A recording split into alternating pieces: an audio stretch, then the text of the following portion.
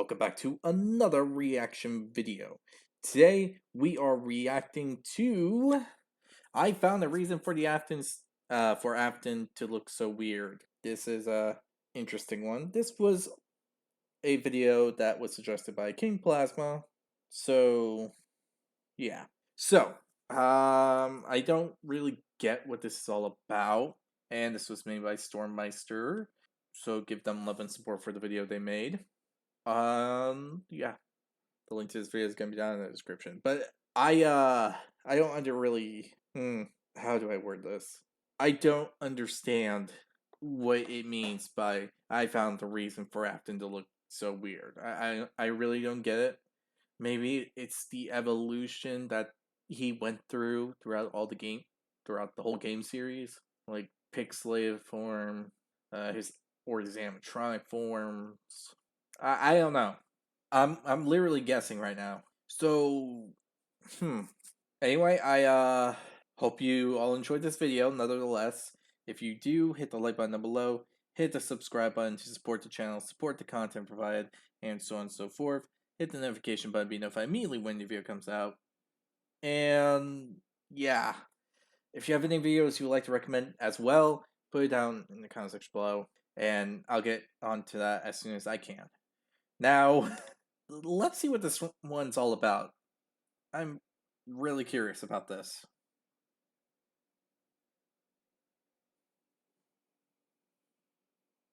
Scraptrap, otherwise known as William Afton, is our beloved killer in his golden best. Or at least he tries to be. Look, I'm sorry for any Scraptrap fans. Like most people that I've seen talk about this guy, I'm not a fan of his design either. But he has fulfilled something which this franchise seems to love doing. And that's making me think. Think about things like, are peanuts actually good for you? Do they put actual butter in peanut butter? If not, then why call it peanut butter? You'll just scare the lactose intolerance away.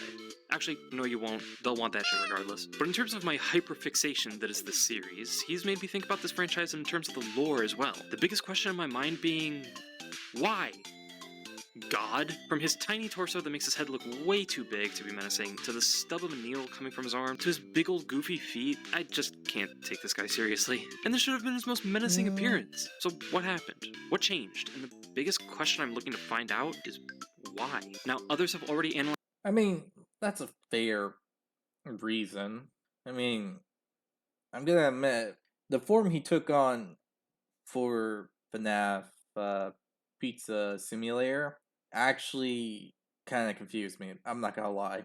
That one was weird for the right reasons, I guess, would be the correct thing to say. Because, again, it's kind of weird. I mean, he lost an arm, his body looked like it deformed, or something like that in many places. And so on and so forth. Like, there is stuff about his animatronic body that just doesn't make sense. And it makes you question what happened between 3 and Simulator. The design itself, so I won't be talking about the design except where lore relevant. And I'm also not focusing on why Scott chose this design artistically. He's already said that he's just not good at modeling humans. No, what I want to talk about today is why on God's accursed earth would Scott decide to change Willie Afton's design just so drastically in a different direction. Yeah, I mean, look at that. I mean, I guess if you can say that the fire managed to squish the body down to a certain point, that's one way to think about it. But other than that, maybe the arm could be explained, but some other stuff doesn't. Pink cords, which I guess is his muscle mass, but other than that, like the face, like I guess I can see it going around matching the human skull, but the feet. This Scraptrap actually has the bunny feet while Springtrap doesn't. That's weird. Very weird. Heck, the dents of damage aren't really the same anymore. and how it might, maybe, possibly, potentially have lore relevance. I know, most people would look at this thing and call me crazy for suggesting that there could be any sort of reasoning for this change beyond just cuz. But listen, this is FNAF. We're talking about FNAF lore. We're literally here to talk about crazy. Just roll with it. Cool, now that we're rolling with it, let me tell you how Scraptrap is partially Golden Freddy. What? Ah, that got someone irrationally angry and confused, didn't it? Springtrap is a fan favorite amongst the community, and can you blame them? Look at this guy. A child killer locked in a Explain. mobile prison, forced to the same fate he brought upon those children so long ago. He's not even a man anymore. He's a monster. Trapped in a closed-off room for decades before being brought out to roam a sadistic parody of his old stomping ground. That is, unless you lose track of him. That's when the animalistic urges of a psychopath really show. Right in front of your very eyes.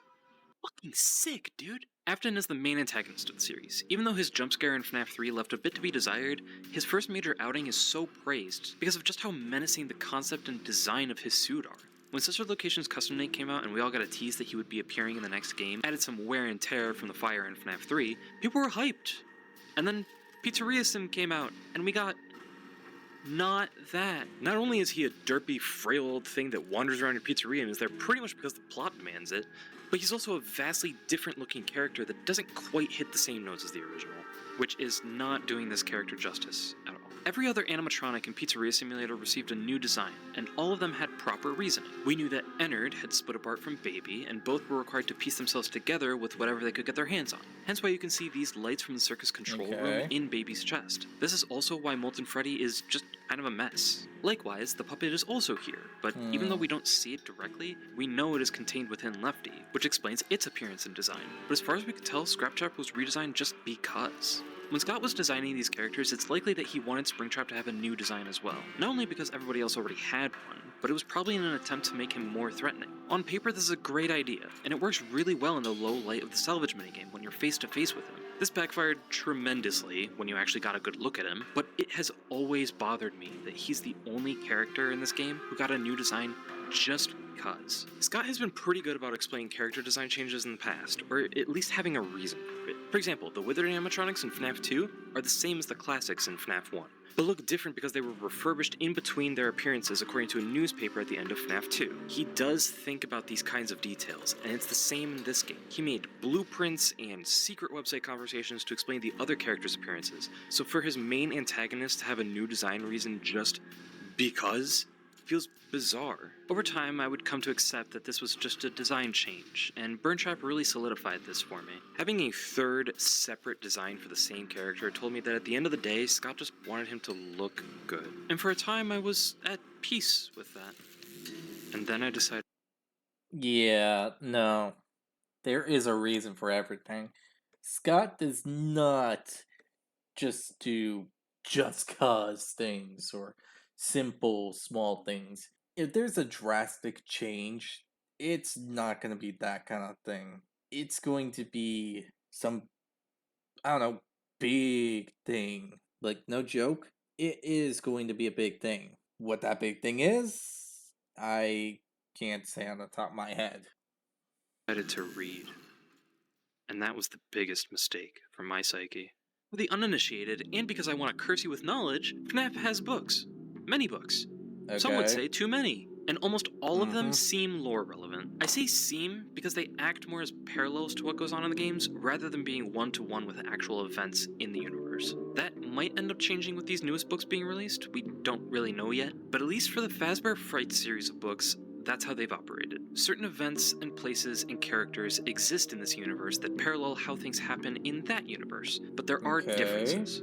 Now, I'm not about to sit here and pretend to you that this book will explain how this corpse and this corpse, or even this corpse's appearance, can be explained as anything but a redesign. But I do think at one point, Scott might have had an idea percolating as to how Scraptrap's design could have been explained away, and it has to do with these books.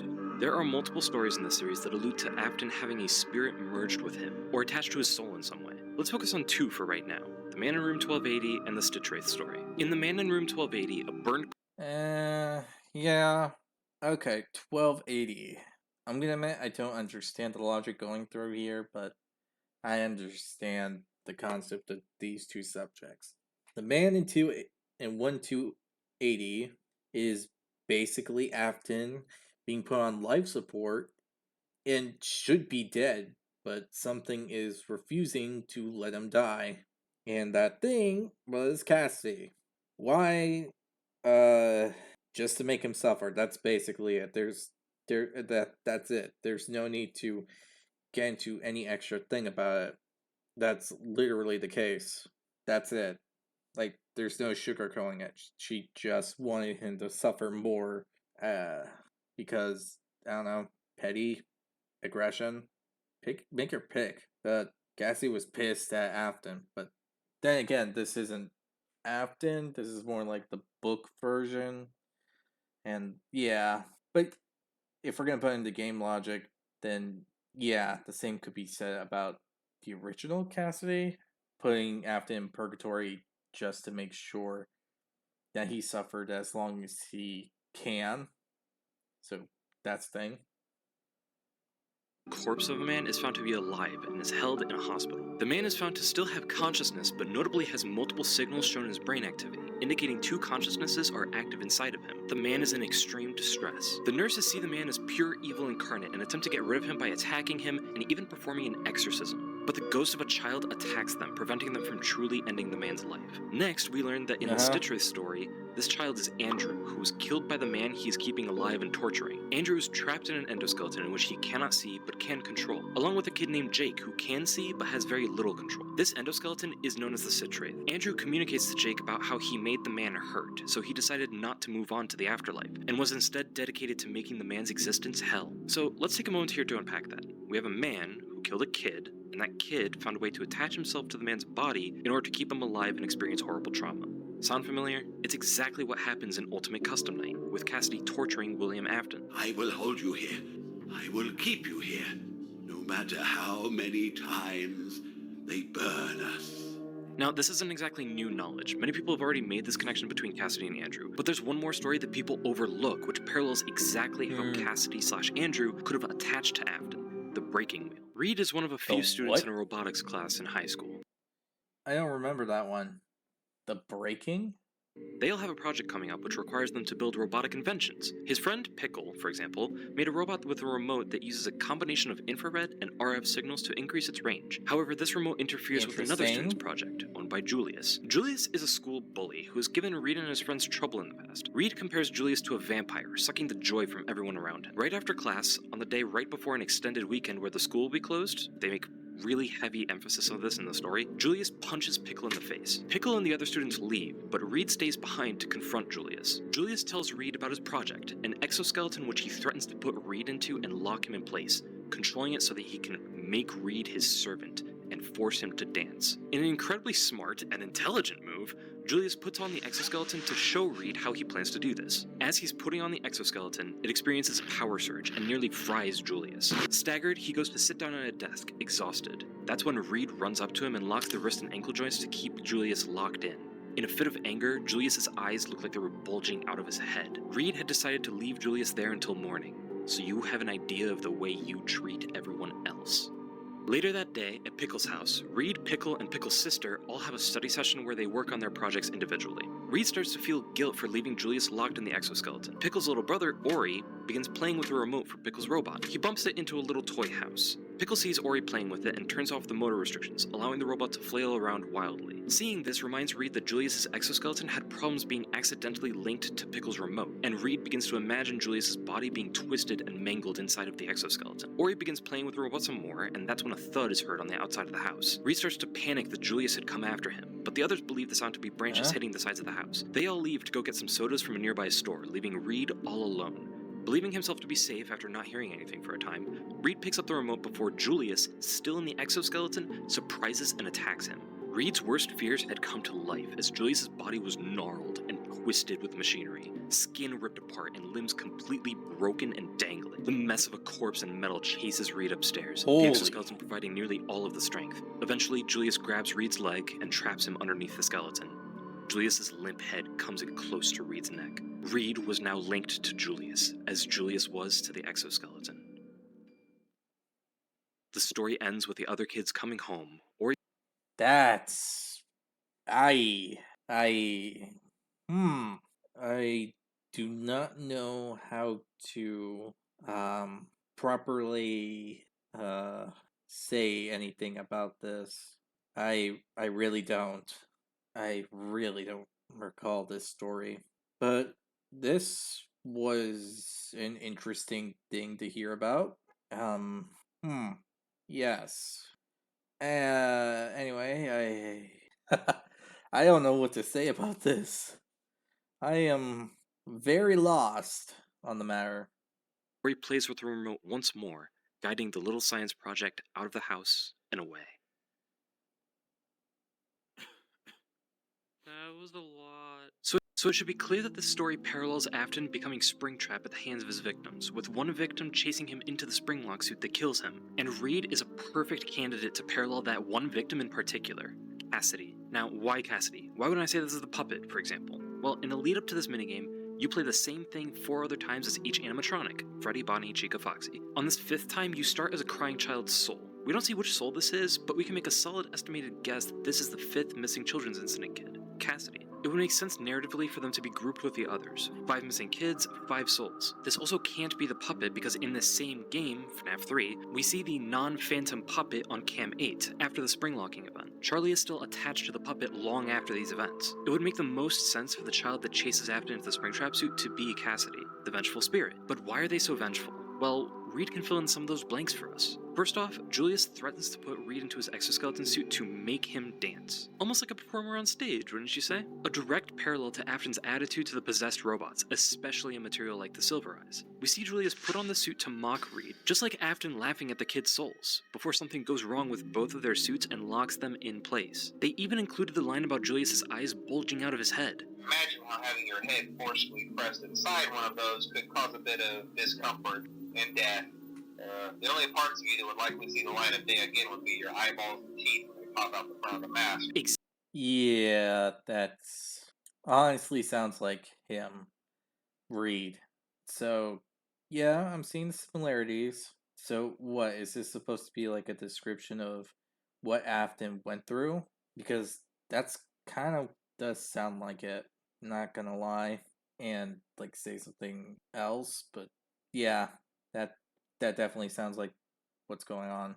Exactly like the secret screenshots of Afton pulling the suit's mask off. The story also makes mention of the school being closed for an extended weekend after this, exactly like how the safe rooms are boarded up with Afton inside. But then, there's that ending. Before he could get ejected away from the Julius cage that imprisoned him, Julius's mashed hands somehow grabbed hold of Reed's outstretched hands. Julius's formless legs somehow managed to wrap tightly around Reed's ankles. Reed was now linked to Julius, as Julius was to the exoskeleton, and Reed knew what was going to happen next. The story ends super vaguely. We don't see anything for Reed's or Julius's perspective after this, just Ori fiddling with the toy remote to guide them out of the house, which we can assume was messing with the exoskeleton this whole time. But it's a bizarre thing, isn't it? For this story about a William and Cassidy parallel, why would it end with them merging like this? It's not something that we see in any of the games. Kind of. Take a look at Scraptrap. Notice something about his face? You know, besides the general sponge shape, it has a very particular muzzle and very particular feet. Ones that don't match other parts of the suit at all, but are very familiar. Almost like they were taken directly from Golden Freddy. Yes, the coloration is slightly different, but remember, Spring Bonnie was also yellow before turning a sickly green after being locked in a safe room to... Not wrong. That is not an incorrect thing to say. And it would make sense, in all honesty, now that it's brought up. I mean, yeah, it would make sense, actually. Becoming a sickly green color like Springtrap, everything like that. It makes a lot of sense, in all honesty.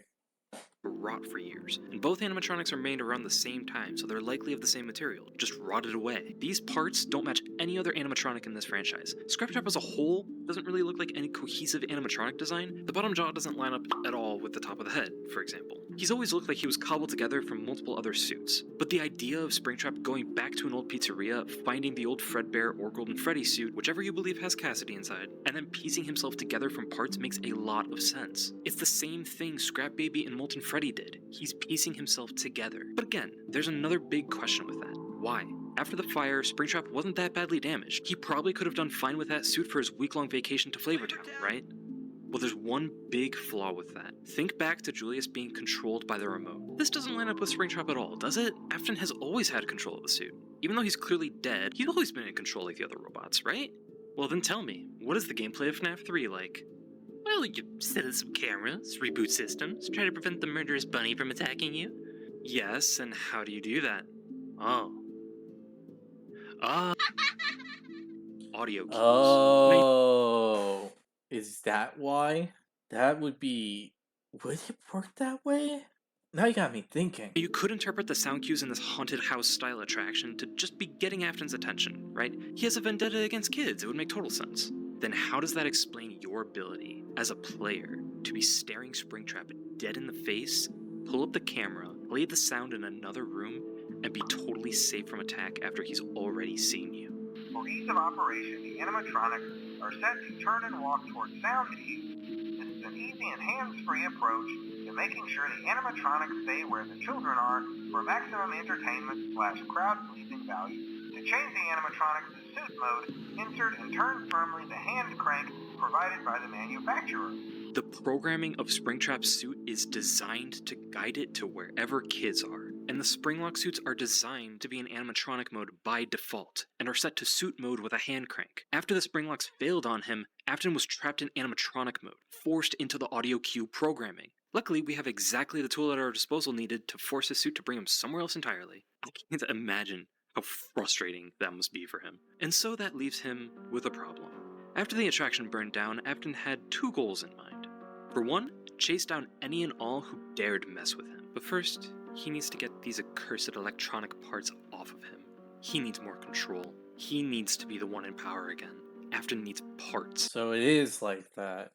You only replaced his parts to begin with due to the simple matter of to get rid of the command to follow children's voices and all that. I mean, he has a vendetta against them, but the suit would always make him go there. So, does that mean that he messed with his... Wait, did he lose his arm just to... No, it can't be just like that. Could it? I mean, it's a possibility, but... He needs things not attached to this damn programming. He needs a new body. Luckily for him, the local abandoned Freddy Fazbear's Pizza will do just nicely. In there is where he'll find something to give him structure. A suit he forgot about, but remembers very clearly now. Here, in the house of the punk kid who dared trap him in this infernal machine. There's a small struggle, but just like the first time, it's easy for Afton. Too easy. He'd done this at least 5 other times. Piece by piece, he ripped apart the bear to add to his own being, taking off the accursed robotic skeleton that kept him dancing like a puppet for too long in that damn haunted house. Hence why his new form would not have anything keeping him tied down. It would be himself, fully in control. He wouldn't be Springtrap anymore. He'd be Afton. But William made a big mistake. He made the mistake of violating the peace of this child for a second time. Cassidy couldn't even find quiet in their own prison. Now they were forced to be with him, and they would make that a big problem. They'd make him hurt one day. When he finally lets go of his breath, they'd hold him here. They will keep him here, no matter how many times they burn us. Okay, I'm gonna... Thank you for watching. This theory was greatly inspired by my own findings when reading the clips for the first time, but also... Okay, yeah, okay. Give Stormmeister some love and support for the video they made. Again, as I said in the beginning, thought I'm questioning why the female model, but they do them, I guess. But anyway, this is a very interesting theory. And I have to admit, it has some proof, a compelling argument that goes with it. For one, it does seem to make sense why Afton would do this. Getting rid of the audio control system for the animatronic would be something he would probably try to get rid of. Which makes me wonder if he lost his arm in the progress. or if he ripped it off just so that no one can mess with the command, so that he can permanently stay in one mode. Because that does seem like a possibility. I mean, it's very possible. Not gonna lie. But now, it's got me wondering, would Cassidy be there? Or would it be Dave? And Dave as in, you know, the crying child, since from what everyone's been saying, and since there's no contradiction to it, so far, the crying child's name is Dave. At least until someone comes up with a new theory to say that says, no, this isn't their real name, it's this. Yeah, this is a thing. But anyway, I do hope you all enjoy this video. Honestly, I say this theory has some genuine mirth to it. Am I saying this is 100% true?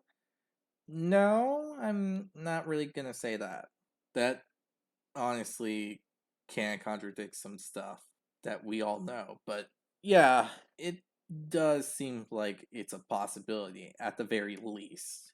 So again, I hope you all enjoy this video from beginning to end. If you did, hit the like button down below, hit the subscribe button to support the channel, support the content provided, and so on and so forth. Hit the notification button, be notified immediately when the video comes out. And yes, with all this said, I'll see y'all next time. Bye!